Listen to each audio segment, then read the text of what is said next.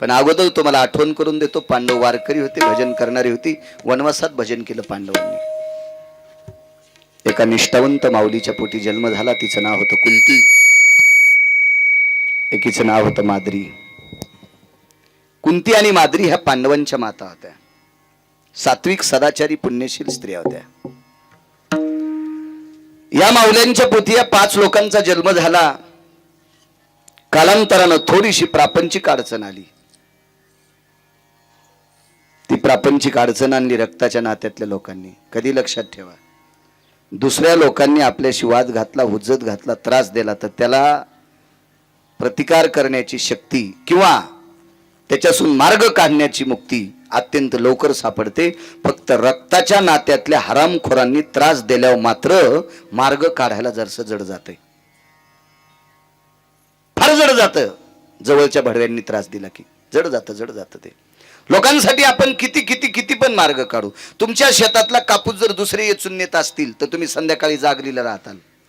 पण तुम्ही जालन्याला गेल्यावर पप्याची माय जर माघारी इकित असेल तर कसं करता? मग कोणाला सांभाळायला ठेवता? ही ज्या वेळेला घरातली लोक त्रास देत असतात का त्यावेळेला त्याच्यावर मार्ग काढणं थोडं अडचणीत जात असतं. नालायक होती कौरव. तशी मुळात ती नालायक नव्हती, त्यांना संगती नालायक लोकांच्या लाभल्या. याबा घर फोडी करण्यासाठी घरातली लोक दोषी नसतात. कोणीतरी आजूबाजूचा एखादा नालायक असतो, त्यांच्या चांगल्या चाललेल्या संसारात इस्तू टाकतो आणि त्यांचा शेक सुरू झाल्यावर मग शेकत बसतो. अशी सुद्धा 2% भडव्यांची संख्या वाढली.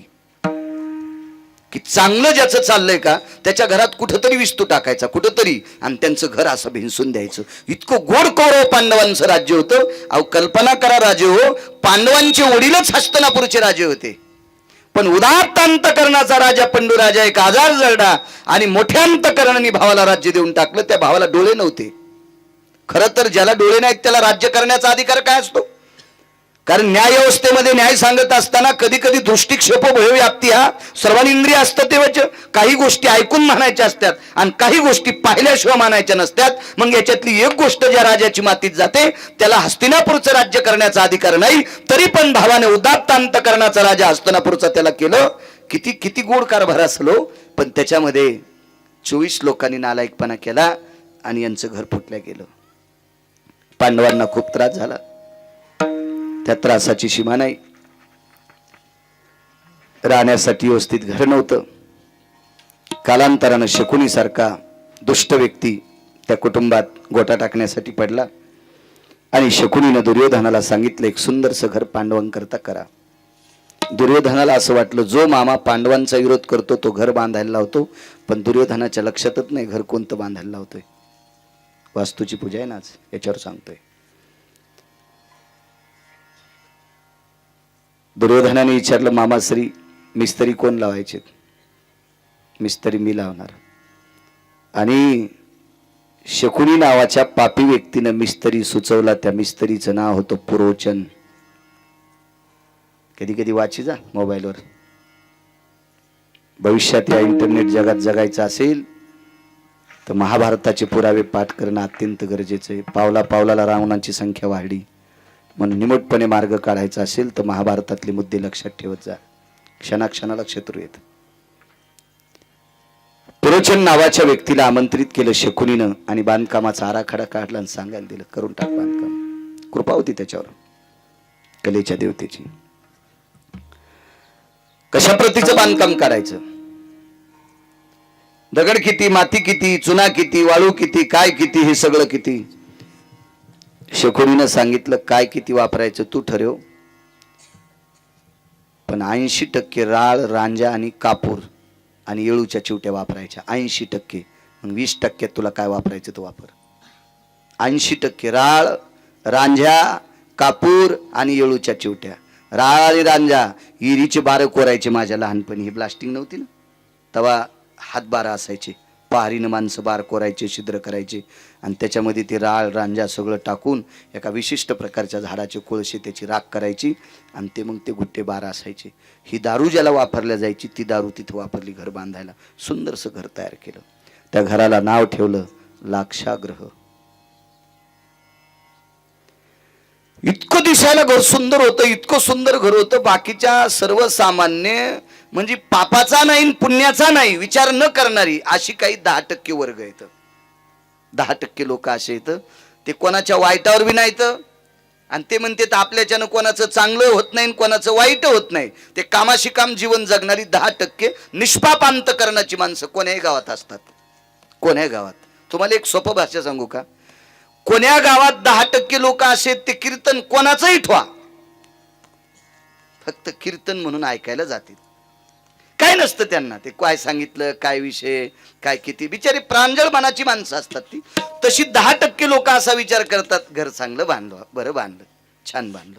त्याच्यात काही टक्के गौसला असं करे. आपल्या देखता त्याची परिस्थिती 10-5 वर्षापूर्वी जरा गळालेली होती. एकदा एका कामाला चल म्हणलं, त्या जो टिकटाल पैसे नव्हते, इतके पैसे खर्चिलेच कस काय असतील. अशा काही काही घरचे चमचे घेऊन पळ्यान कडी वाढणारी नालायक येतो. कस काय झाला असेल, कस काय झाला असेल. नाही नाही त्याला गौसलच, तू जेसीबी घेऊन उकर ना, तू हा तालुका, तुला गौस होती का पाय चिलीम फिलीम. विनाकारण प्रांजळपणानं समोरच्या व्यक्तीला स्वीकारत नाहीत, अशी सुद्धा 10% नालायक आहेत. काही लोकांनी विचार केला काय सुंदर घरे. काही लोक म्हणत होते दुर्योधन आता त्याची राजवट या घरात चालवतोय. काय माहिती प्रांजळ लोकांना ते घर काय. पण सर्व लोकांच्या कानावर वार्ता गेली, हे घर पांडवांसाठी बांधलं. सर्वसामान्य विचाराची माणसं विचार करत होती, इतकं चांगलं घर पांडवांसाठी बांधलं. बघा दुर्योधनाला आपण उगाच वाईट म्हणतो, दुर्योधनाची त्याच्या भावावर किती कृपा आहे, त्याच्या काकीवर किती कृपा आहे. आपल्या चुलत भावासाठी इतकं सुंदरसं घर बांधलंय. आणि दुर्योधन एके दिवशी पांडवांच्या घरी गेला, काकींना प्रणाम केला. तो तोंड चोपड्या प्रणाम होता. काकी म्हणजे कुंती आई साहेब. प्रणाम केला आवाज, काकी जीवराज तुमच्यासाठी गावाच्या बाहेर एक सुंदरसं घर बांधलंय. तुम्ही राहता त्या घराची बऱ्यापैकी पडझड झालेली आहे. माझे बाबा राजे आहेत, भविष्यात उत्तरार्धात मी सुद्धा राजा होणार आहे हस्तिनापूरचा. लोकांनी आम्हाला हसू नये याच्याकरता तुम्हाला चांगल्या घरात राहण्यासाठी भेटावा याच्याकरता तुम्ही त्या घरात राहण्यासाठी जा. काकी हुशार होत्या, ती काय आत्ताची बाई नव्हती, पटकन पुढच्याच ऐकून लगेच वास्तुशांती करायला. हुशार बाई होती, कुंती होती. हा, ती विटेवरच्या मालकाची आत्या होती. कुंती आई साहेब ही विटेवरच्या मालकाच्या आत्या होत्या. दुसरी एक गोष्ट सांगतो नागरे सर, संगतीमुळे काही काही लोकांचा फायदा होतो. कुंती ही विटेवरच्या मालकाची आत्या असेल, सखी बहीण कुंतीची सून असेल, कुंतीचा मुलगा विटेवरच्या मालकाचा मेहुणा असेल, याबद्दल दुमत नाही. पण कुंतीचं मोठेपण सादर करण्याच्या पाठीमागे एका बाईचा हात होता. तिचं नाव होतं धात्री नावाची स्त्री.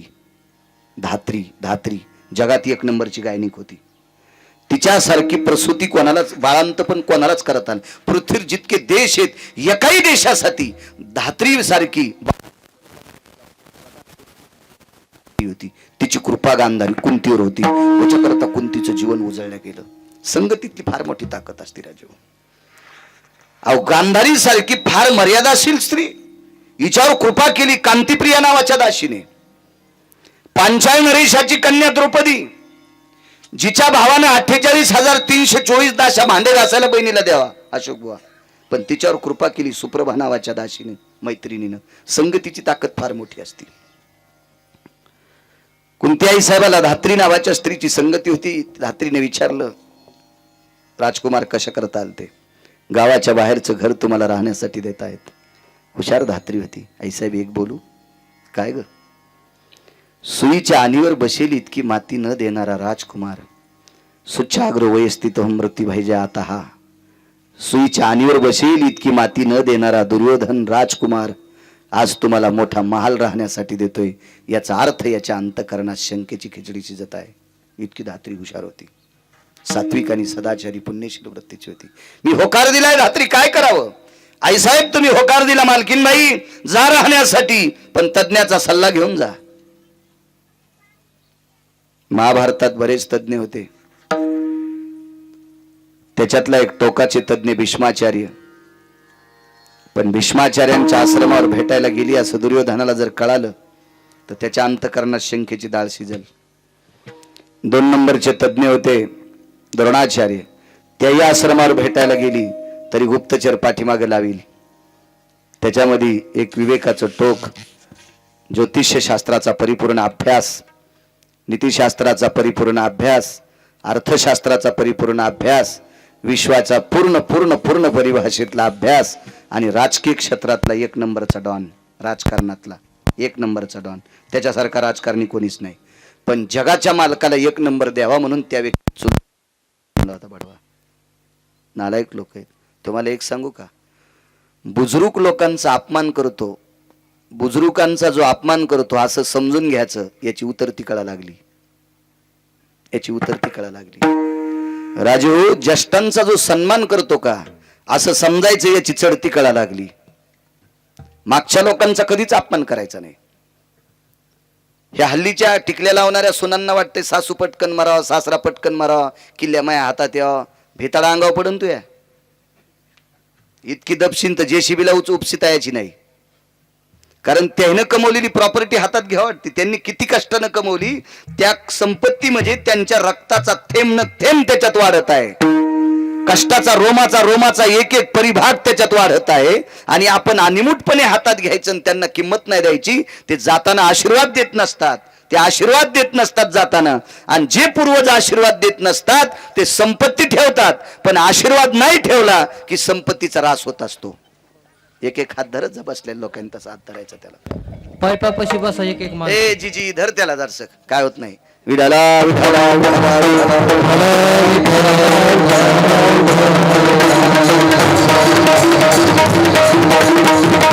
पूर्वजांचा आशीर्वाद लागतो. परमार्थात मोठं व्हायचं असेल नागरे सर, पूर्वजांचा आशीर्वाद लागतो. राजकारणात मोठं व्हायचं असेल, पूर्वजांचा आशीर्वाद लागतो. व्यापारात मोठं व्हायचं असेल, पूर्वजांचा आशीर्वाद लागतो. वैद्यकीय क्षेत्रात मोठं व्हायचं, पूर्वजांचा आशीर्वाद लागतो. आध्यात्मिक क्षेत्र असेल, कुठलंही क्षेत्र असू द्या, त्याला पूर्वजांचा आशीर्वाद लागतो. त्यांच्या आशीर्वादाशिवाय मोठं होत नाही. तुम्हाला एक सांगू का, ज्यांच्या पाठीमागं आशीर्वाद असेल त्याला जन्म बैलाचा जरी भेटला तर देवाला सोडायला कठाळे होतोय. पूर्वजाचा आशीर्वाद असला ना, पापामुळे त्याला बैलाचा जरी जन्म भेटला तर देवाला सोडायला कटाळे होतो. आकड्याचीच कंस खातो. आणि पूर्वजाचा ज्याला आशीर्वाद नाही ते शापानं बैलच होतो, पण उसाच्या गाडीचा होतो. इतका मोठा फरक असतोय. अहो नशीब घेऊन आलं पाहिजे. मागच्यांचा आशीर्वाद असू द्या. मागच्या 1 महिन्यापूर्वी मलेशियाहून कुत्रा आणला आमचा मित्र. शाळेत शिकायला होता म्हणून मित्र म्हणायचा. शाळेत आम्ही सोबत शिकायला होतो म्हणून मित्र म्हणायचं. ते मलेशियाला गेलं फिरायला, पैशाचा कर झालता. बापान जरा शिल्लक कमवून ठुलतं. पंढरपूरला नाही गेलं, इकडे मलेशियात गेलं बोंबलत. आणि येताना 1,18,000चं कुत्रं आणलं. विमानात आणलं. तिकीट काढून आणावं लागलं असेल नागरे सर. मग कुत्रे किती नशिबाने आहेत, विमानात बसायलेत. एक माणूस म्हणला, विमानात बसला. सुंबळे आहेस का काय तू, माणूसच ना तो. विमान विकत घ्यावा इतकं मोठं पाहिजे तू. कुत्रं विमानात बसायला आणि त्याचं तिकीट माणूस काढायलाय. आणि तू विमानात बसलो 3-3 बाऱ्या चोंभाळून सांगायला म्हणलं येडपटेस का काय तू. बुद्धिजीवी माणसं विमानात माणसाने निर्माण केले. प्रत्येक माणसाला एक एक भिरभिऱ्यासारखा असावं, काय नवलाची गोष्ट आहे त्याच्यात. कुत्रे बसले, प्रारब्ध सांगायला मागचांचा आशीर्वाद असतो. अहो काय कुत्रे इतके नशिबाने. एका माणसाकडे गेलो, 1418 रुपयाचा बिस्किटचा पुडा, 1418 रुपयाचा बिस्किटचा एक पुडा. म्हणले कशाला, म्हणले आमच्या कुत्र्याला खाला जमलं कडे मिळ. म्हणलं या आपण 10,000 रुपयाचे नेतो आपल्या पोरायला, आणि कुत्र्याला 1418 रुपयाचा. नशीब घेऊन आलं का नाही ते. प्रारब्ध आहे, प्रारब्ध आहे, प्रारब्ध. याचं कारण सांगू, मागच्या वंशाचं पुण्य, मागच्या पूर्वजांचं पुण्य. ठीक आहे, पाप पुण्य समान समी मग पावी जे कर्मभूमी. पैठणच्या मालकांचं वाक्य. दोन्ही जर समान असेल तर मानवाचा जन्म जास्त झाला असेल स्वर्गाला, कमी झाला असेल नरकाला. आणि मग त्याच्यात कमी अधिकचे अजून पुन्हा वेगवेगळे प्रकार आहेत. पण माणूस होण्यासाठी दोन्ही समान लागते. आणि त्याच्यात कमी अधिक झाला असेल तर मग पशु पक्ष्यांचा वगैरे वगैरे जन्म मिळतो. त्याच्यात काही पुण्याचा साठा असेल तर वंशाच्या पुण्यानं मग ते चांगल्या ठिकाणी जात असते. कुत्र का असं ना, पण वेळेला भाकर टाकणाऱ्याच्या घरात जन्माला यावं, याच्याकरता मागच्यांचे आशीर्वाद घेऊन माणसानं जीवन जगत जावं. ज्यांना मागच्याचे आशीर्वाद नाहीत का, 500-500 एकर जमिनीवाले भूमिहीन झाले.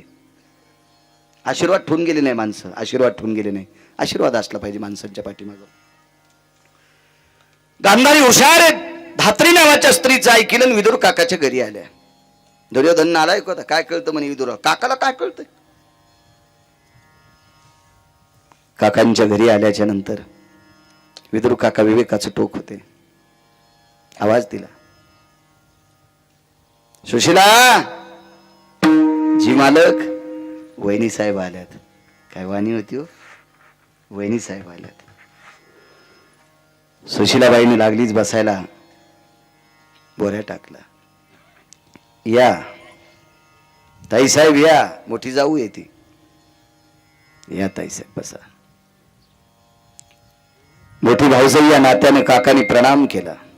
प्रणाम वहिनी साहेब, प्रणाम. काय काम आहे काका, एक विचारू? गेल्या 15 दिवसापासून दुर्योधन आमच्याकडे सारखे येतात आणि त्यांनी सांगितलं गावाच्या बाहेर बांधलेल्या घरात तुम्ही राहण्याकरता जा. तुझा विसर न व्हावा.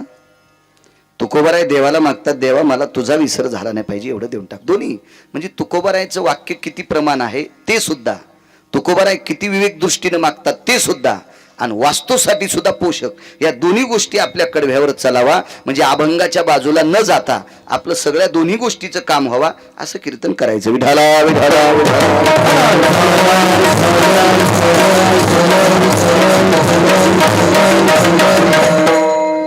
त्या घरात राहण्यासाठी मी होकार दिलाय. काय करावं? काकांनी सांगितलं होकार दिला, वहिनी साहेब तुम्ही राहण्यासाठी जा, पण ज्या दिवशी राहण्यासाठी जाताल त्या दिवशी 2 मिनिटाचा वेळ काढून तुम्ही माझ्याकडे या.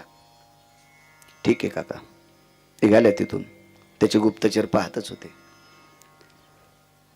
इदूर काकाच्या घरी गुप्तचर आले. विचारलं काका काय म्हणत होत्या? कोणती? काही नाही. कोण्या दिवशी जाऊ? मुहूर्त कोण दिवशी? गुप्तचराने दुर्योधनाला सांगितलं. मुहूर्ताचा कागद दुर्योधनाने आणून ठेवला. तिथं मुहूर्त सांगणारा एक व्यक्ती होता, त्याचं नाव होतं संजय. संजय किती विवेकी होता सांगू तुम्हाला. घरी बसल्या बसल्या अंध माणसाला टीव्ही दाखवत होता. अंध माणसाला टीव्ही म्हणजे कुरुक्षेत्रावर युद्धात किती मेलेत त्याला घरी बसल्या बसल्या कळत होते, आणि नुसते कळत नसून आंधळ्याला सांगत होता. इतका विवेकी व्यक्ती होता तो. व्यास कृपा दीपकु संजय झाला. व्यासांची कृपा होती संजयावर. एवढा मोठा अधिकारी संजय. आणि त्या संजयाने मुहूर्ताचा कागद हातात दिला. जा कोणी अमक्या अमक्या दिवशी राहण्यासाठी जा. दुर्योधनाने तारका खोडल्या. त्याला माहित होतं संजय हा विवेक दृष्टीनं गोड आहे, आणि चांगल्या मुहूर्तावर राहायला गेल्याच्या नंतर पांडवांना जाळण्यासाठी घर बांधलंय, ते पांडव जळणार नाहीत. यानं तारका खोडल्या आणि चुकीच्या तारखा टाकल्या. त्याच्यात एक तारीख अशी चुकीची म्हणून टाकली, पण कर्मनो गहनो गती, पांडवायचं प्रारब्ध गोड होतं. फलित मुहूर्ताचा काल होता, योग आगातुक मुहूर्ताचा काळ होता, परिभाषेत स्थित होता. अपरन्न कालाचा दोष मी मध्यकृतीत आलता, आणि अशा परमपावन मुहूर्तावर पांडव त्या दिवशी राहायला गेले. चुकून ती तारीख संजयाच्या हातानं काढण्यात आली नव्हती, आणि 30 तारीख या दुर्योधनानं मुहूर्त दुष्ट आहे म्हणून टाकलं, पण ते मुहूर्त पुढच्यासाठी पोषक ठरलं. वरच्याची कृपा असल्यावर काही ताणत नसते, ताण नसते. लेकरू असं काय कुठं टाकावं म्हणून एका बाईनं कॅरी बॅग मध्ये लेकरू टाकलं आणि रेल्वेत फेकून दिलं, पण त्याचं आयुष्य गोड होतं. चांगल्या माणसाला गवसलं ते जिथंच होतं, जिथंच. ते पोरगात नायब तहसीलदार आहे. माईनं फेकून दिलेलं पोरग, कॅरी बॅग मध्ये फेकून दिलेलं पोरग रस्त्यानं वाटसरू चाललेल्या शेतकऱ्याला सापडलं. ते शेती लेकरू लगेच हॉस्पिटलमध्ये नेलं. त्याचे संगोपन गोड झालं, ते मोठं झालं. आज नायब तहसीलदार आहे. मारायसाठी कोण फेकलं होतं? माईनं. वाचिलं कोणी? पंढरपुरातल्या मालकानं. प्रारब्ध बळ असलं की चिंतात नाही. अहो मुहूर्त चुकीचे काढले, पण त्यांच्यासाठी गोड मुहूर्त निघला आणि गेले. त्या दिवशी राहण्यासाठी चाललेत. राहण्यासाठी जात असताना चौकात आपली लेकरं घेऊन आल्यात. एका बाजूला घर होतं काकांचं. धर्माला सांगितलं बाळा आपल्या बाळांना घेऊन इथं थांब, मी काकांना भेटून येते. आतमध्ये गेल्या. काकांना सांगितलं काका राहण्यासाठी चालले. ठीक आहे वहिनी साहेब. आणि देवघरातली एक प्रतिमा काढली. ती प्रतिमा होती द्वारकाधीश कृष्ण परमात्म्याची. तेव्हा तुम्ही तुमच्या कर्तव्याने प्रारब्धाने घर बांधता, पण घरात फोटो कोणते लावावा अजून 2% लोकांच्या आकली नदीला गेल्यात. कुठले फोटो असावं घरात याच्या सुद्धा बऱ्याच लोकांना आकली नाहीत. मी एका चांगल्या घरी फोटो पाहिला मुलाच्या वाढदिवसाचा. तो फोटो दक्षिणेकडे तोंड करून, एकुलता एक मुलगा, वाढदिवसाचा फोटो, गंध अक्षदा लावलेल्या, गळ्यात हार घातलेला आणि दक्षिणेकडे तोंड करून भिंतीवर लावलेल्या. आपल्याकडे जिवंत माणसाचे हार घातलेले फोटो भिंतीवर लावत नसतात. असा संप्रदायाचा नियम आहे, असा पुराणाचा नियम आहे, असा वेदाचा नियम आहे, असा शास्त्राचा नियम आहे. ज्या घरी बसल्याच्या नंतर आम्हाला चहाबाई करत असताना त्या फोटोकडे पाहिलं, म्हणलं देवा काय इतकं सुंदर घर आहे रे, आणि या घरात इतक्या चिमुकल्या बालकाला नेलंस. थोड्या वेळाने त्या फोटोकडे पाहत असताना त्या बाईनं सांगितलं, महाराज हा माझा मुलगा अहमदपूरला आता इंग्लिश स्कूलमध्ये आहे. अरे बापरे म्हणलं, आपण तर आगाऊ सोचलो, मी तर मेलं म्हणून सोचलो होतं. मी म्हणलं बाई हा अहमदपूरला इंग्लिश स्कूलमध्ये? हो. एक विनंती करू का म्हणलं बाई, हार घातल्याला फोटो लावू नका. ठीक आहे ठीक आहे ठीक आहे ठीक आहे म्हणजे कुठं टाकू? मी आता कुठंच टाकू नको, फक्त सांग काटतोय, लावू नकोस. लावत नाहीत, शास्त्र आहे त्याच्या पाठीमागं. पूर्वजांचे फोटो लावायचे असतील, आजोबा पंजोबाचे, त्याची दक्षिणेकडे दिशा असली पाहिजे. विज्ञानवादी मानत असतील, न मानत असतील, मानील तो देईल काही, न मानील तो नेईल काही. कारण मी सांगतो कोण्या भंगाऱ्याचं ऐकून सांगत नाही, वाचून सांगतोय. आणि ज्यांनी लिहिलंय ते काय गोट्या खेळणारे महाराज नव्हते, पुड्या खाणार नव्हते, गुटके खाणार नव्हते, लोकांचे इचकिनार नव्हते. ते विटेवरच्या मालकाला नितांत प्रेम करणाऱ्या अधिकारी लोकांनी पुराण लिहिले ना, ते का आपलं थोडंच आहे. विठाला विठाला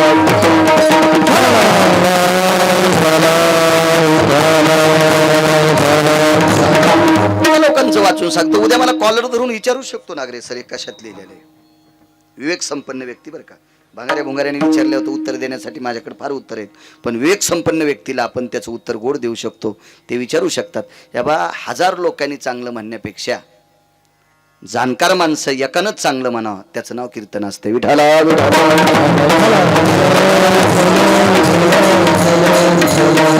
लोक तर लुगडं नेसून नाचणाऱ्यालाही चांगलं म्हणतात, त्याचा काय विषय नाही.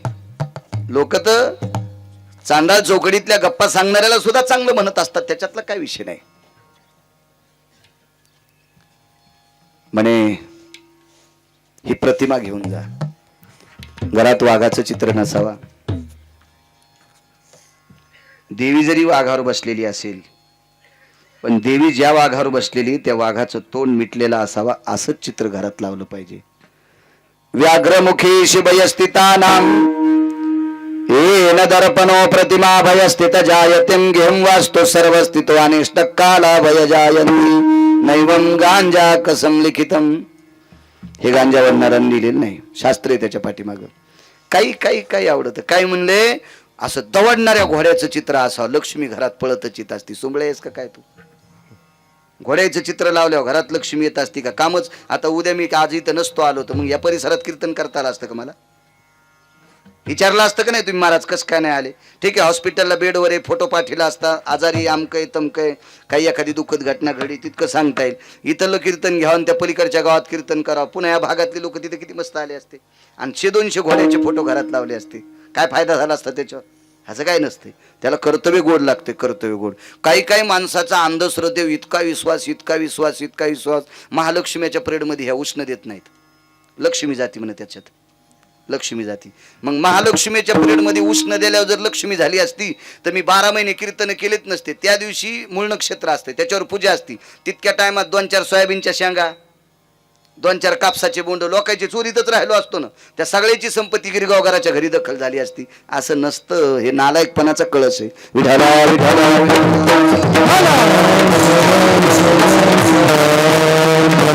काही गोष्टी होत नसतात. वागावं लागतं, वागावं लागतं. तुम्हाला सांगू का, वास्तुशांती केल्यावर सुद्धा एक नियम असते गोविंदराव.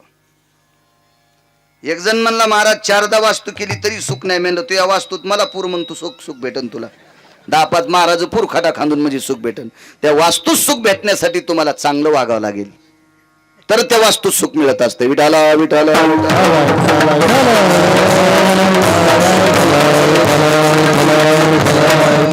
योग असा आला, ती प्रतिमा घेऊन जा. पदराखाली प्रतिमा झाकली. काकानी सासरू नैनानं खाली मान घातली, डोळ्यातून पाण्याचे थेंब टपकत होते. आदराने आपल्या वहिनीला प्रणाम केला आणि सांगितलं, वहिनी साहेब तुम्हाला दिलेल्या प्रतिमेचा आदर करा, या प्रतिमेचा विसर पडू देऊ नका.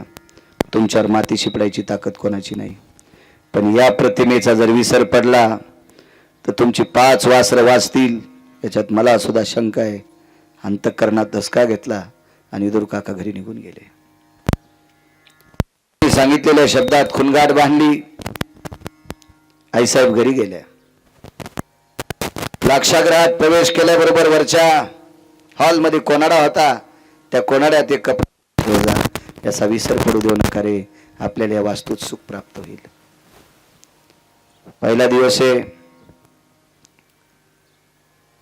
नित्यनेम आटपला, संध्याकाळची वेळ आहे, अंथरुण टाकले, पांडव झोपल्या गेले. भिंतीला टेकन देऊन त्या मूर्तीकडे बघत कुंती आई साहेब सारखं त्याचं चिंतन करत होत्या.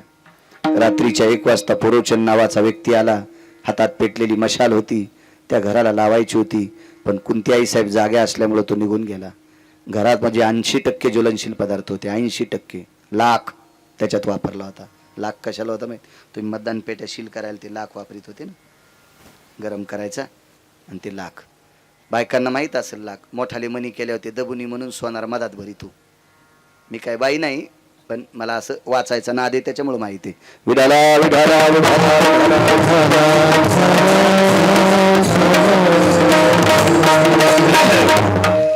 हे सगळी ज्वलनशील पदार्थ टाकून तयार केलेलं घर होतं. घराला विस्तू लागल्याबरोबर 11 सेकंदात घर पेटणार होतं. तितकं ज्वलनशील काहीच नाही. 9 वस्तू एकत्रित टाकलेल्या होत्या. बॉम्ब सारखा भडका त्याचा होणार. 11 सेकंदात अशुभ घराची राख होणार. एवढे पदार्थ त्याच्यात होते. पण बाई जिवंत जागी आहे, बघते आपल्याकडे म्हणून पुरोचन निघून गेला. बघता बघता 2-3 दिवस निघून गेले. रात्र जागून काढायची. रात्रभर त्याच्याकडे बघायचं. पहाटे ब्राह्मी मुहूर्त झाले की लोक उठायचे. आजूबाजूचे लोक सडा टाकायला उठले की न उठणं, आपल्या कामासाठी मग्न होणं.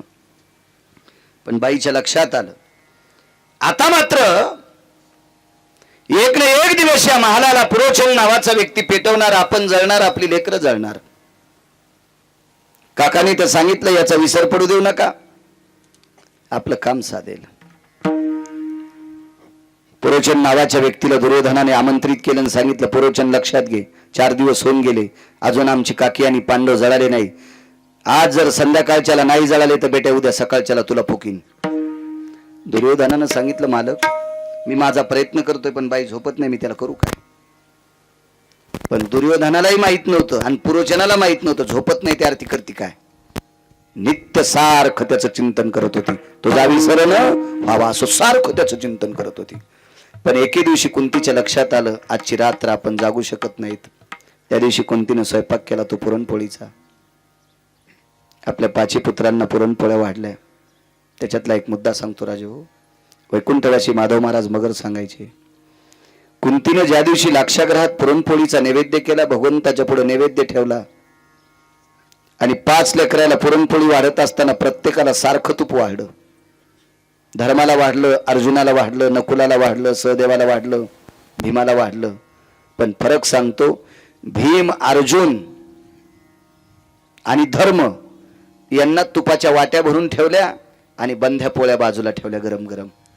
पण नकुलाला आणि सहदेवाला स्वतःच्या हातान चुरून पोळ्या वाढल्या, कारण ही मादरीची लेकरं होती, त्यांना चुरून वाढल्या. नकुलाने कुंती मातेनं पोळ्या चुरत असताना डोळ्यानं रडावा, आईला शंका येईल याच्याकरता नकुलाचं आणि सहदेवाचं अंतकरण रडत होतं. आपल्या आईच्या पश्चात आपल्यावर अतूट प्रेम करणारी माय आपल्याला सापडली, ती कोणती आहे? प्रपंचात लोकांनी चांगलं वागलं पाहिजे.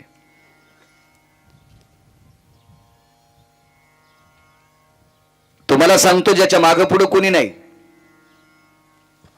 त्या लोकांनी चुकीचं वागलं तरी त्याचा परिणाम जगावर होत नसतो किंवा कोणावर होत नसतो, तो एकटा असतो. पण संसारातला एक माणूस जर चुकीचा वागला तर सोयऱ्या धायऱ्यापर्यंत त्याचा शेक जात असतो. म्हणून प्रापंचिक जीवनातल्या माणसानं चुकीचं वागता कामा नये.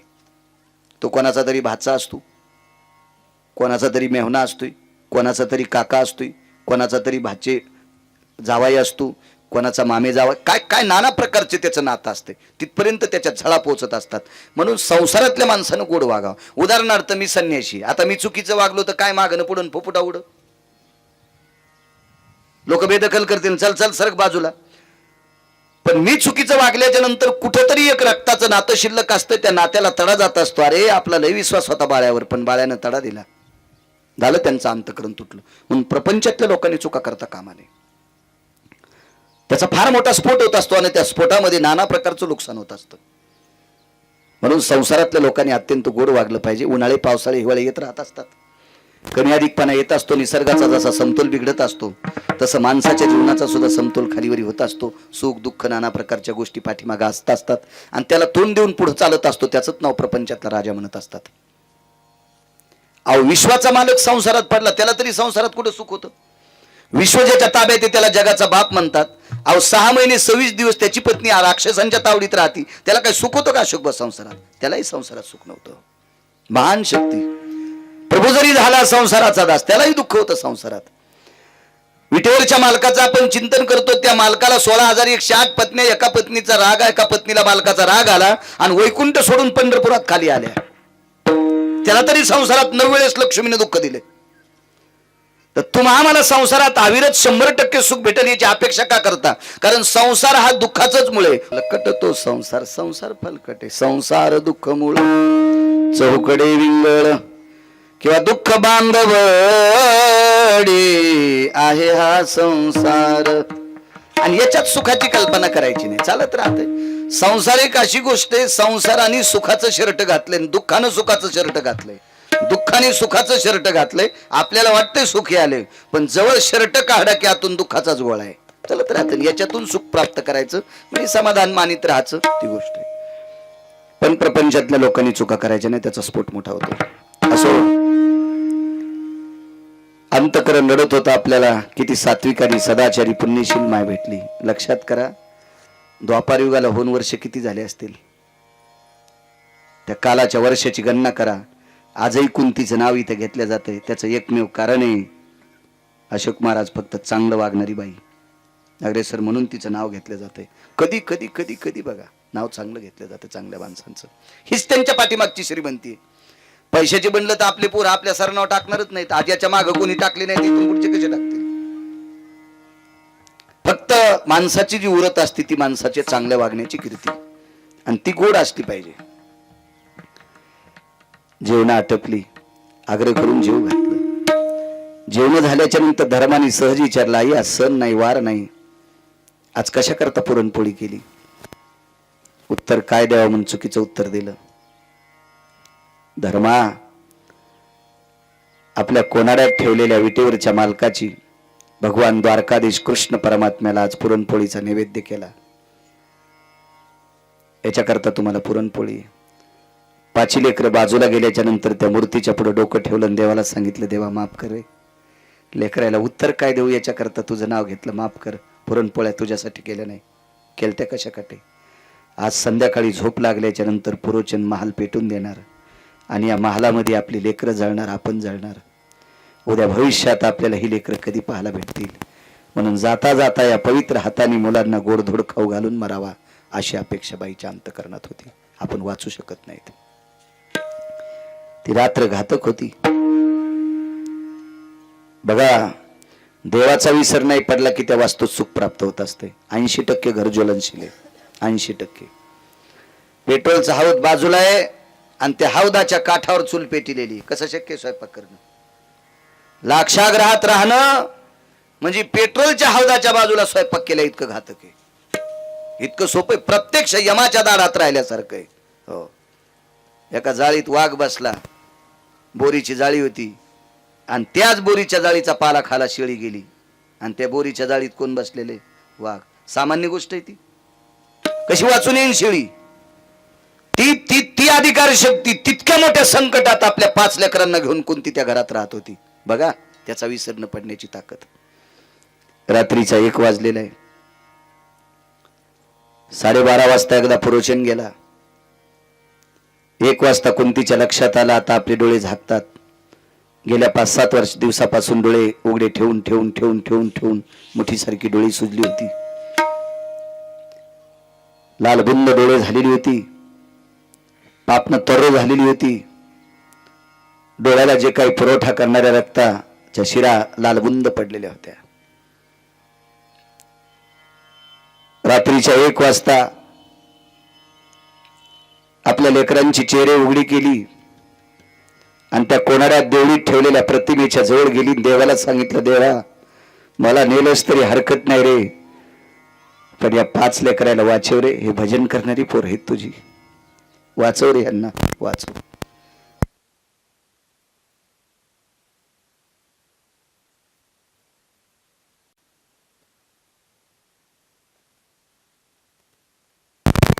एक विनंती करते देवा, 5 जणांना वाचण्यासाठी तुला त्रास होत असेल, एवढा कामाचा व्याप सांगत नाही, पण एक लक्षात ठेव, मी आणि माझे गेले तरी चालेल, मी आणि माझे गेले तरी चालेल, पण माझ्या मालकाने जिच्या सोबत लग्न केलं तिला माद्री म्हणतात. त्या माद्रीचे 2 पुत्र जिवंत देव चंद्र सूर्य तोपर्यंत माझ्यावर विश्व कृपा करील. या दोघांना वाचव रे देवा, या दोघांना वाचव. आता मी तुला बघू शकत नाही.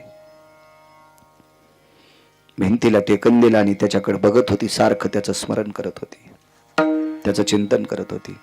बघता बघता डोळे झाकले, आवेशाने एकदा डोळे उघडे आणि अंतकरणातून एक ध्वनी निघला, देवा सांभाळ रे लेकराला, सांभाळ सांभाळ. हे वनात सापडलेली सावधेत्री देवा, कर यांच्यावर कृपा. आणि कुंतीने डोळे झाकले. 1:15-2च्या सुमारास पुरोचन नावाचा व्यक्ती हातात मशाल घेऊन आला. हिने केलेल्या आग्रहापोटी वैकुंठातले मालक द्वारकेमध्ये निद्रा करत होते. रात्रीचे 1:15-2 वाजले. अशा वेळेला फार दिवशी जगाचा मालक जागा झाला. आईसाहेब बाजूला होता, सर्वांग घामानं चिंब झालेलं होतं, डोक्यातून घामाचे लोट वाहत होते. आईसाहेबांनी विचारलं, काय? काही नाही. गरुडाला पाचारण कर.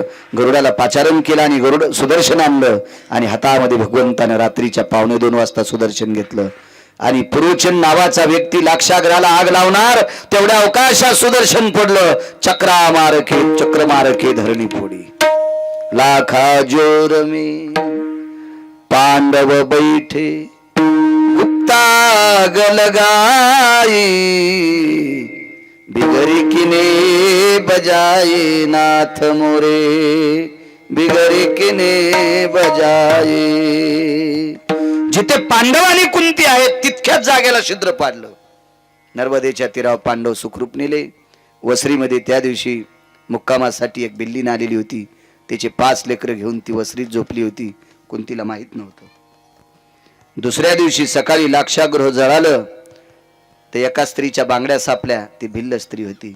आणि 5 मुलांच्या अस्थी सापडल्या, ते तिचे पुत्र होते. दुर्योधनाच्या लक्षात आलं, कुंती गेली, आपले 5 भाऊ गेले. या नालायक दुर्योधनानं त्या दिवशी दिवाळी साजरी केली. इतका भडवा होता दुर्योधन. त्याचा पाहुणा तुमच्या गावात, मग काय चिंता नाही. हरामखोर होता दुर्योधन, नालायक होता, बुजदिल होता, विवेक भ्रष्ट होता दुर्योधन. विवेकाचा आणि त्याचा काही संबंध नव्हता. इतका बुजदिल विचाराचा, जटिल विचाराचा दुर्योधन होता. फार घाणेरड्या विचाराचा होता. तुम्हाला एक सांगू का, भारतीय संस्कृतीतल्या स्त्रीचा नागरेसर जर वाईट पाऊल पडला ना, चुकीचं काम जर एखाद्या स्त्रीने केलं तर तुम्ही तिला डोक्यातून डिलीट करा. डिलीटच म्हणतात ना, मोबाईल मधलं जे वाक्य आवडलं नाही ते डिलीटच म्हणतात ना. तिला डिलीट करून टाका, पण तिची चेष्टा करण्याचा अधिकार भारतीय संस्कृतीतल्या पुरुषाला नाही, अशी वेद शास्त्र आणि पुराण नीती सांगते. तर रक्ताच्या नात्यातल्या पवित्र स्त्रीला भर सभेत उघड करायचा अधिकार काय दुर्योधनाला द्यालता? काय लायकी होती का त्याची? मोठी भाऊजाई आई समान असताना तिला मांडीवर बसा इतक्या हलकट विचाराचा दुर्योधन. त्यानं दिवाळी साजरी केली, फटाके फोडले, त्या दिवशी आनंद उत्सव केला, हस्तिनापूर सजवलं, तोरणं लावा. भीष्माचार्याच्या डोळ्यातून एक पाण्याचा थेंब पडला होता. तो थेंब धरण्याची ताकद पृथ्वीत नव्हती. त्या दिवशी पृथ्वी अशी थरथर कापत होती. तर प्रत्यक्ष वरुणानं पृथ्वीला विचारला, आज थरथर का कापते? द्रोणाचार्यासारखा, भीष्माचार्यासारखा सात्विक ब्रह्मचारी, अशा ब्रह्मचार्याला एक प्रकार बघून दुःख झाले.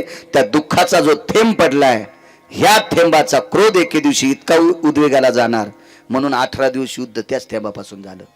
ते कायमस्वरूपी राग चालत होता, कायमस्वरूपी. चांगल्या माणसांना जी गोष्ट सहन होत नसती का, तिचं पाप फेडावं लागत असतं. एक लक्षात ठेवा, मुद्दा सांगतो. आपल्या बापदाद्यांनी 72च्या दुष्काळात एक टाइम जेवून आपल्यासाठी जमीन कमिली, आपल्यासाठी घरं बांधले, संपत्त्या ठेवल्या, 4-2 रुपये ठेवले. ते कधी कधी गोव्याला गेले नाही, कधी कधी हनीमूनला गेले नाही, त्याने चुकीच्या ठिकाणी 1 रुपया खर्चीला नाही. लेकरं बरं होईल, आनंदाचं सुखानं त्यांचं जीवन जगल यांच्याकरता त्यांनी 4-4, 5-5 लुगडे नेसले नाही, 2च लुगड्यावर संसार केले. कामं करायची असेल तर 2-3 थिगडाचं लुगडं नेसलं, अशा परिस्थितीत बापानं गाठी मारलेलं धोतर नेसलं, साधा पिळा पडलेले पटके घातले, अशा परिस्थितीत संपत्ती कमवावा आणि त्या पोरानं बायकोच्या फॅरनलवलीसाठी केळीचं ढेलं इकावा, काय मरताना आशीर्वाद देईल ती म्हातारं? दुःख वाटेल का नाही त्याला? मग तसं आपण एखादी चुकीची गोष्ट केल्याच्या नंतर आपल्या पूर्वजांना, अधिकारी लोकांना त्याचं दुःख वाटत असतं. हे दुःख भीष्माचार्याला ज्यावेळेला वाटलं त्या थेंबाचा उद्रेक झाला. 18 दिवसाचा युद्ध प्रसंग. अजून 9 कारण आहेत त्यासाठी, पण पुढे बघू. बैल 2 जमीन 300 एकर कशी नांगरता येईल, जसं तो मला बोलता येईल तितकं बोलेल तितकं. पांडव तिकडे सुखरूप गेले. माझ्या तुकोबराने विटेवरच्या मालकाला विचारलं, प्रभू एक विचारू, पांडवाला जाळण्याचा प्रयत्न कोणी केला? सख्या चुलत भावानी. रात्री झोप तू स्वतःची मोडून का घेतलीस? ब्रह्मांडाच्या मालकानं सांगितलं, तुकोबरा, ज्या बाईच्या हातात विदुर काकानं माझी प्रतिमा दिली त्या दिवसपासून तिच्या अंतकरणात, तिच्या ध्यानात मी होतो. माझा विसर तिनं पडू दिला नाही, आणि माझा विसर ज्या माऊलीनं पडू दिला नाही, तिचे लेकर जर लाक्षाग्रहात जळाले असते तर मला कारुण्य सिंधू कोण म्हणलं असतं. सिंधू म्हणजे समुद्र, मला कारुण्याचा सिंधू, कारुण्याचा सागर ही उपमा आहे. आणि जिनं माझं ध्यान करावा, तिचे लेकर जर एका लाक्षाग्रहात जळत असतील तर मला लावलेली समुद्राची उपमा ही गौण आहे, ही खोटी आहे. गुणगाई नावली. तेव्हा तुझा विसर न पडल्यामुळे इतका फायदा. पुन्हा एक पुरावा सांगतो तुम्हाला. तेव्हा कुंतीनं देवाचा अशोकबा विसर न पडू दिल्यामुळं लाक्षाग्रहातून वाचिलं. एक मूर्ख माणूस, एक नालायक माणूस एका बुजदिल माणसाच्या संगतीला लागून त्यानं लाक्षाग्रह पेटीत होता. पुरोचन हा हरामखोर मिस्त्री होता. बांधकाम क्षेत्रामध्ये 14 लोक आले, त्याच्यात 1 नंबरचा व्यक्ती असेल विश्वकर्मा महाराज. 1 नंबरचा, 1 नंबर, कलेची देवता विश्वकर्मा महाराज. रावणाची लंका ज्यांनी बांधली ते विश्वकर्मा महाराज. सुदाम देवाचं सोन्याचं गाव ज्यांनी बांधलं गुरुजी ते विश्वकर्मा महाराज. आणि बाकी अशी काही लोक होती. 14 पैकी हे एक. मधला घरी गेल्यावर पहा सगळ्या गोळ्या एकट्या घेत जाऊ नका, रिॲक्शन येत असते. बघा जा घरी मोबाईल भिताडासारखे मोठाले तुम्हाला तेच केलं की तुम्हाला यतिम प्रातु भय कालेषु यत् कलान वास्तु पुरुषां भयु स्थित पुनिता सर्वाति जायते रिकामी जागा गौंडी नामने, रिकामी जागा गौंडी नामने. असं तुम्ही मोबाईलवर गुगलवर याच्यात जावं लागतं ना, त्याच्यावर असं ते बोट इचका, लगेच तुम्हाला ह्या 14 मिस्त्रींची यादी येईल. त्याच्यामध्ये जटिल कोण आहेत, नालायक कोण आहेत, बुजदिल कोण आहेत, हरामखोर आहेत, त्याची सुद्धा यादी येईल. असं मला वाटतंय असेल ते मोबाईलवर, असं वाटतंय. आपल्याकडे नसल्यामुळं तितका काही अभ्यास नाही. आणि मी आपला हेच वापरितो. पैसे आहेत माझो, पैशाला काही कमी नाही. मी सोन्याचा घेईन, सोन्याचा, हिऱ्याचा घेईल, 1 कोटीचा घेईल. युट्यूब चालू आहेत आहे का नाही राजे? मला उद्या विचारणार आहे इतके पैसे तुझ्याकडे कुठून? निष्ठेनं शेती करतोय पाठ्या, काही कमीच नाही ना. याता सांग उत्पन्न नाही. सगळ्या तुरी घातल्या तर मस्त मोबाईल येईल. हो, सगळं मागचं या वर्षीच ते सोयाबीन विकलं होतं, किती मोठा येईल, काय ताण नाही. मागचं ठुल्यामुळं चांगला बोकना बसला. हसवाल नाही का तुम्हाला? दुसऱ्याचं घर पेटल्या मस्त शेकाता नाही का? आणि तुमच्यातल्या कोणीच नाही ठुलं का? आम्हालाही कळत आहे ना कोणाकोणाचं राहिलं. ज्याचा चेहरा पडला ते महेश सोबती आहेत. विठाला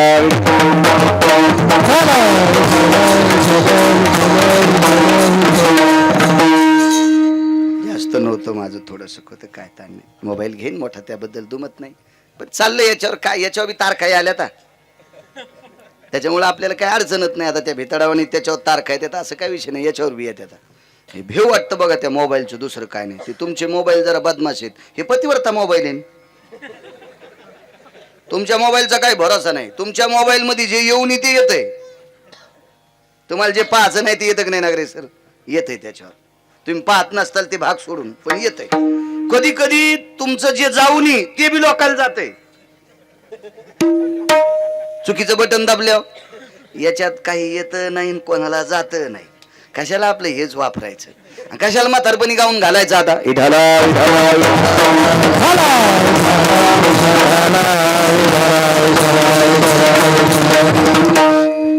पहा घराची ताकद, नामसाधनेची ताकद किती मोठी आहे. नालायक व्यक्ती घर पेटवत होता अशोक बुवा, त्याच्यातून वाचीला असेल नवल नाही. एका व्यक्तीचं घर एका भजन करणाऱ्याने पेटिलं. त्याच्यासारखा भजन करणारा जगात कोणी नाही. बरं, जगात कोणी नाही. तो भजन करणारा किती श्रेष्ठ आहे. अरे, तो भजन करणारा किती श्रेष्ठ आहे हे आळंदीतल्या मालकाकडून ऐकायचं. तो भजन करणारा किती श्रेष्ठ आहे ते देहूतल्या मालकांकडून ऐकायचं. तो भजन करणारा किती श्रेष्ठ आहे माझ्या पैठणच्या मालकाकडून ऐकायचं. उद्याची वारी आहे पैठणच्या मालकांची. जा वारीला, जा राजू, अशा संतांच्या वाऱ्या कर जा. आपल्या बाकीच्या वाऱ्या मिटत येतात. हो, ह्या संतांच्या वाऱ्या नाही केल्या की ते लय वाऱ्या मागला इथं. हो, पोरग झाल्यापासून दवाखान्याच्या वाऱ्या. हो, काही काहीच्या पोटात हे तेव्हापासून दवाखान्याच्या वाऱ्या आहे का नाही. ह्या वाऱ्या मिटावा, भांगाऱ्या वाऱ्या मिटावा, याच्याकरता संतांच्या वाऱ्या करायला पाहिजे. झालं पाहिजे वारीला. हाय जवळ आहे, काय होतं आपल्यासाठी 4 पर्वणीपैकी 1 पर्वणी आहे पैठण. केलं पाहिजे. उद्या टप्प्यात एक जास्त लांब नाही, काय नाही, जवळ जाऊ शकता. घरातल्या एका माणसानं जायचं, सगळ्याला त्याचं पुण्य भेटत असते. वारीला गेलं पाहिजे. अनन्यसाधारण महत्व आहे वारीचं, फार मोठी ताकद आहे. राजे हो, उद्या दुपारी 12 वाजता पंढरपुरातला मालक कावडीनं घागर टाकायला पंढरपूरला येतोय. उद्या पंढरपुरातले मालक पैठणला एक कावड टाकण्यासाठी येते. एक कावड. राजे हो, त्या मालकाचं वारं ज्या संताला लागलं असेल त्याच्या पायाखालची धूळ जरी आपल्या अंगावर आली तर आपल्या जीवनाचं सोनं होत असते. कधी कधी चांगल्या ठिकाणी गेलं पाहिजे. हो, अशा देवाईकडे जा की जिथे ज्या ठिकाणी देवाचं वास्तव्य असतंय, अधिष्ठान आहे संतांचं, त्या ठिकाणी गेलं पाहिजे. योग असा आला, एका निष्ठावंत वारकऱ्यानं घर पेटिलं. तो वारकरी किती मोठा होता. योनी जन्मला मरकट, वैष्णवा माझी अतिश्रेष्ठ, हनुमंत म्हणावया कनिष्ठ, ऐसा पापिष्ट कोण आहे. तो वैष्णवा माझी अतिश्रेष्ठ. पैठणच्या मालकांचं वाक्य. सर्व वारकऱ्या श्रेष्ठ मारुतीराय. ध्वजस्तंभावरी वानरू, मूर्तिमंत शंकरू. प्रत्यक्ष शंकर मारुतीराय. शरण शरण जे हनुमंता, तुम्हालो रामदूता. देहूतले मालक ज्या मारुतीरायला शरण जातात ते मारुतीराय किती अधिकारी. ते वैष्णवात अतिश्रेष्ठ, ते प्रत्यक्ष शंकर आहेत. 1 नंबरचे वारकरी आहेत. धर्मानाम पवित्रयो धर्म संन्यासो पवित्रा. पवित्र रक्तांबर अंगाला वेढून घेतलेला संन्यासी. आणि त्या संन्याशाने एक जणाचं घर पेटिलं. एक जणाचं घर पेटिलं. नाही जळालं, ताकद कशाची. तुझा विसर न व्हावा. मारुतीरायनं एका घराला शेपटी अशोकवा लावल्याच्या नंतर 5-50 घरं जळत होते. 5-50 घरं भोवतालची जळत होते. पण या व्यक्तीच्या घरावर 4-5 बाऱ्या शेपटी टेकली, त्याचा कलरही जळाला नाही. गोविंदराव, कलर नाही जळाला, कलर नाही जळाला. धर्माची पताका नाही जळाली. दारातलं तुळशीवरून लावून जशाल तसं राहिलं. ताकद कशाची होती. माझे देहूतले मालक सांगतात ते घर मारुतीराय जाळत होते पण घर जळालं नाही. का म्हणे अग्नी झाला से शीतळ, प्रतापे सबळ नामाची. गिरगावकरांचं वाक्य काय, देहूतल्या मालकांचं वाक्य. तुका म्हणे अग्नी विस्तू झाला से शीतल, पण प्रताप कशाचा होता. प्रतापे सबळ नामाची. अख्खी लंका जळाली, अख्खी लंका. एक शपथ पुरावा आहे हा, मी तुम्हाला संतांचा सांगितला. एक शपथ पुरावा. आग लगी लंका में हलचल मचाई, विभीषण की कुटिया कैसे बचाई रे, कैसे बचाई. वाह, तुम्ही वाजिल्यामुळे म्हणता आलं. मला कुठं गाता येते. गाणारी ही लोक रत नाहीत, आपल्याला थोडंच येते. अख्खी लंका जळाली पण विभीषणाचं घर जळालं नाही. का. त्या घरामध्ये विभीषण विटेवरच्या मालकाचं चिंतन करीत होता. चिंतन करीत होता, चिंतन करीत होता. तुकोबराय सांगतात, देवा एका निष्ठावंत वारकऱ्याच्या पाया मी पडतोय. शरण शरणजी, त्या मारुतीरायाच्या पाया मी पडतोय. ते नुसते संन्यासी नसून भक्तीच्या वाटा माहित येतात. निष्ठावंत वारकरी येत. मग अशा निष्ठावंत पुरोचन नालायक होता. त्यानं पांडवाला पेटून दिल्याच्या नंतर पांडव वाचिलेच नवल नाही. अरे निष्ठावंत वारकऱ्याने एक जणाचं घर जाळायचा प्रयत्न केला, तरी पण त्या घरातली माणसं तू जळू दिली नाही. याचं कारण काय? तर भगवंताचे डोळे सासरू नयन, म्हणजे डोळे पाण्यानं पाणवले. आणि विटेवरच्या मालकानं सांगितलं, तू कोबराय त्या घरात बसून बिभीषण माझं चिंतन करीत होता, माझ्या नामाचं भजन करीत होता, माझा आठव करीत होता, माझं स्मरण करीत होता, म्हणून ते घर जळालं नाही. तुकोबराय म्हणतात, देवा मग तुझा आठव केल्याच्या नंतर, तुझं स्मरण केल्याच्या नंतर, तुझं विस्मरण न होऊ देण्याचं काम त्यानं अंतकरणात ठेवलं, म्हणून बिभीषणाचं घर जळता जळता वाचितोस, मला तरी दुसरं देतोस कशाला, म्हणून पुन्हा पहिलं तुझा विसर न व्हा. अशोक भाऊ, आपला टाइम संपला, तरी पण 10 मिनिटं घेतो. अजून एक घराचं चरित्र सांगतो, मग पूर्ण येणार. अशी 44 चरित्र आहेत घराचे, तुमच्या आशीर्वादाने मी वाचिलेत. नाही तर माही काय ताकद आहे, आणि ते पण मला कंबर बांधल्यावर सांगता येते. तुम्ही घरात गेल्या विचारताल तर माझ्यात आणि येड्या बाळ्यात काहीच फरक नाही. ते फक्त इथं कंबर बांधली की केलं की कड कापायच्याच कामी. विठाला विठाला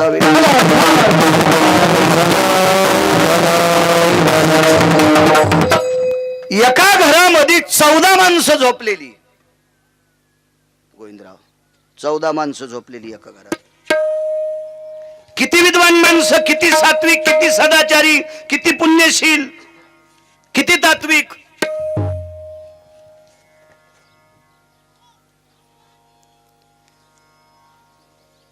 घरातली माणसं भजन केल्याशिवाय पाणीच पित नव्हती. ते घर होतं दामू शेट्टींचं.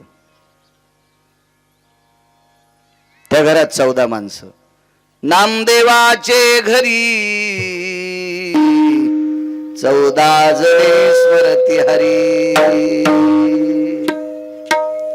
14 लोक नामदेवरायच्या घरी भजन करायचे. घरातली 13, ही 14 माणसं सगळी 14. राजाई, गोनाई, लाडाई, साखराई, यसाई, नारा, गोंदा, विठा, मादा, हे घरातल्या लोकांची नावं. दामू शेट्टी, नामदेवराय. राजाई नामदेवरायांची पत्नी, गोनाबाई नामदेवरायांची आई. काय कर्तृत्वान स्त्री आहे. झोपडं होतं लहानसं, ते काय बंगला वगैरे काय नव्हता गोविंदराव तुमच्या बंगल्यासारखा. झोपडं होतं, झोपडं. पण ते झोपडं सुद्धा एका भडव्यानं पेटून दिलं, हरामखोरानं पेटून दिलं एका. पर काय त्यांचा काही क्षेत्र नागरे सर असं नव्हतं या बाकीच्या लोकांसारखं. त्यांच्यामुळं कोणाचं नुकसान नव्हतं, काय नव्हतं. पण माणसाला उगच उगच द्वेष असतो. आवडतच नसते काही माणसं, आवडत नसते. काही माणसाचं कसं असतं माहितीये का, अशोक महाराज तुमचा विरोध नसेल, पण जो माणूस पुढच्या माणसाला आवडत नाही, तुम्ही त्याच्या घरी जास्त गेले की लोक तुमचा विरोध करतात. तुमचं आणि त्याचं काही भांडण नाही, पण त्याला जो आवडत नाही, तुम्ही त्याच्या इथं चहा प्याला की त्याच्या पोटात डबा उठवतो. अशोक महाराज इथं चहा प्याला काऊन गेले असतील, अरे बोललं त्यानं, त्या पोटात काऊन डबा उठायला, असा एक विरोध होत असतो. काही संबंध नसतो बरं का. उगच उगच उगच उगच असं असतं. नामदेवरायांचा विरोध करणं काही गरज होती का, काही घेणं आहे का, काही संबंध आहे का त्या गोष्टीशी. गरीब कुटुंब, साधं कुटुंब. बरं, किती बोधावर आरूढ असलेलं कुटुंब होतं. नामदेवरायाच्या वडिलाचा धंदा होता कपड्याचा, दामू शेट्टीचा. आणि एके दिवशी सांगितलं, नामा अरे पैशाशिवाय संसार चालत नाही.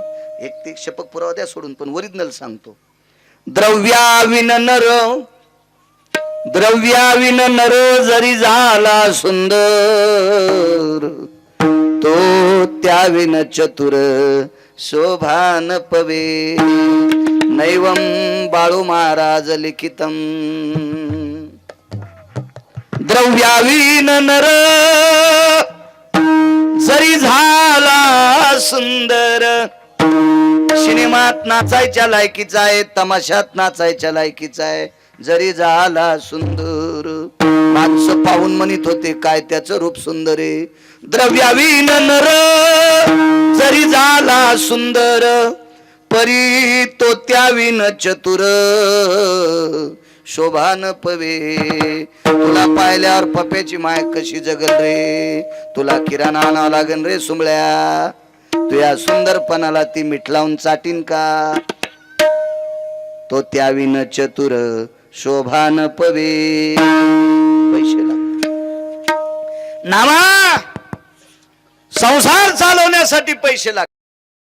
स्वागत तुमचं आमच्या आपल्या नवीन व्हिडिओ. माझं नाव सचिन आणि त्याच प्रकारे आज आपला व्हिडिओ एडिटिंगवर होणार आहे. त्याची आपल्याला एडिटिंग करायची आहे. बघूया एडिटिंगमध्ये आपलं काय काय होणार आहे. आणि व्हिडिओला लाईक सबस्क्राईब आणि चॅनलला जे करायचं ते करा तुम्हाला. कारण हा व्हिडिओ फक्त एक कॉपीराईट इश्यूजमुळे आपण टाकत आहे. कारण की त्याच्यावर कॉपीराईट आपले हे न आले पाहिजेत. आपल्याला जास्त काही पाहिजे नाही. आपल्याला फक्त हा कंटेंट म्हणून आपण बनवत आहे. ठीक आहे.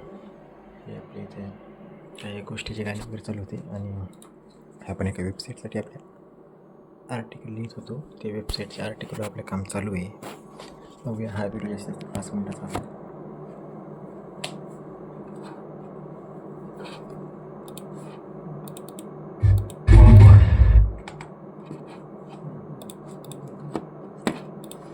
तुम्हारे नजरों में मेरा मन था, कैसे बेचारा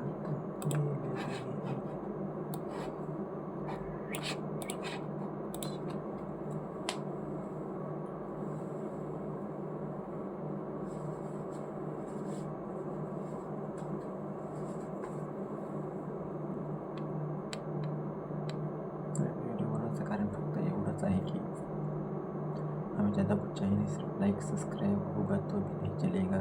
आपको जो मुझे लाइक सब्सक्राइब वगैरह कुछ नहीं चाहिए. सिर्फ मैं वीडियो सिर्फ इसलिए बना रहा हूँ ताकि मेरे को बनाने का मन कर रहा है.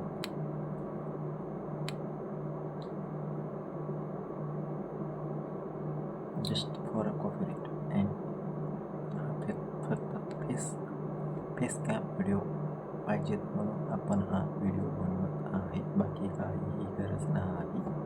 एंदायो. कारण आधीचा जो व्हिडिओ होता जे काही आपला कंटेंट होता त्याच्यावर आपला वॉच टाईम कम्प्लीट होईल एवढं मला खात्री आहे. आणि त्या खात्रीमुळेच मी हा व्हिडिओ करत आहे. हा फोटो का अपलोड होत नाही मध्ये वाटायला. टायटल रिलेटेड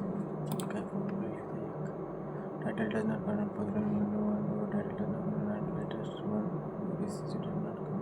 कंटेंट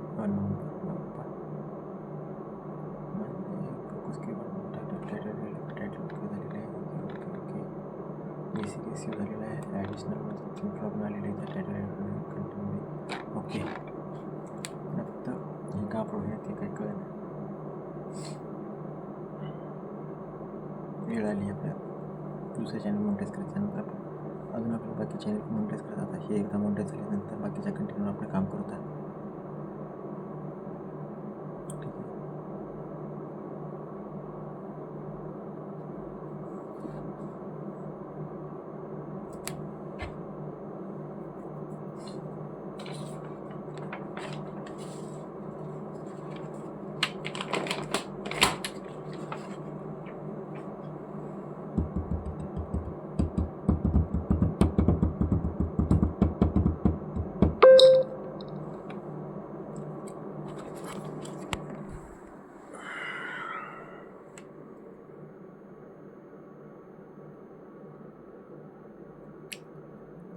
व्हिडिओ काढण्याचा प्रकार एवढंच आहे.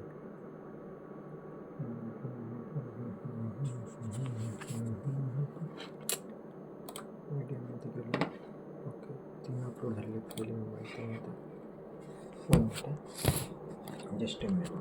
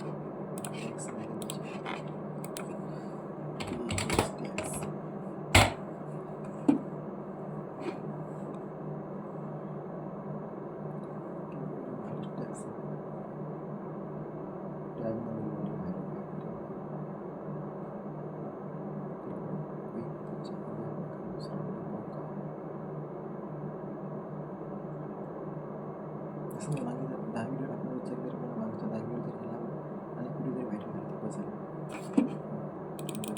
तसे पूर्ण टाकायचे.